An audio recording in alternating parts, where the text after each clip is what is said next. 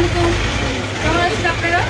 আমি লেখনের সাহেবের মেয়ে হোসেন, আর আপনাদের সহযোগিতা চাই।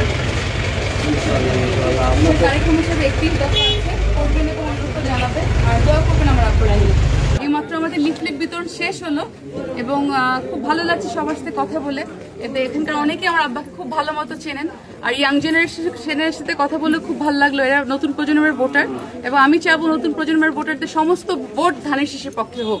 ইনশাআল্লাহ আমরা আমাদের অনেক প্ল্যান আছে ভালো কাজ করার, সবার সহযোগিতা চাই, সবার দোয়া চাই।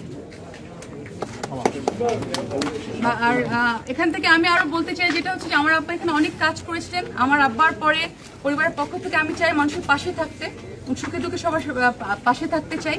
এবং জনাব তারেক রহমান আসলে আমাদের যে এখানে 31 দফার যে লিফলেটটা আছে, এটা যদি আমরা একটু দেখি, এখানে বাংলাদেশে এখনকার যে সমস্যাগুলো সবগুলো নিহিত আছে। এই লিফলেট আমি শুধু বিএনপি রাষ্ট্র কাঠামো মেরামতে 31 দফা বলবো না, আমি বলবো আমাদের দেশের ভবিষ্যতে ভালো দিনের চাবিকাঠি এটা, এবং এটার মাধ্যমে আমাদের সমস্যাগুলোর সমাধান হবে। আমি সবাইকে অনুরোধ করবই আর সব জায়গায় করছিও যে সবাই এটা পড়বেন, জানবেন এবং অন্যকে জানাবেন। এবং আমি এখানে আমার বক্তব্য শেষ করছি। বাংলাদেশ জিন্দাবাদ, বাংলাদেশ জাতীয়তাবাদী দল জিন্দাবাদ, শহীদ জিয়া অমর হোক, বেগম খালেদা জিয়া জিন্দাবাদ, তারুণ্যের অহংকার তারেক রহমান জিন্দাবাদ। আসসালামু আলাইকুম, কেমন আছেন?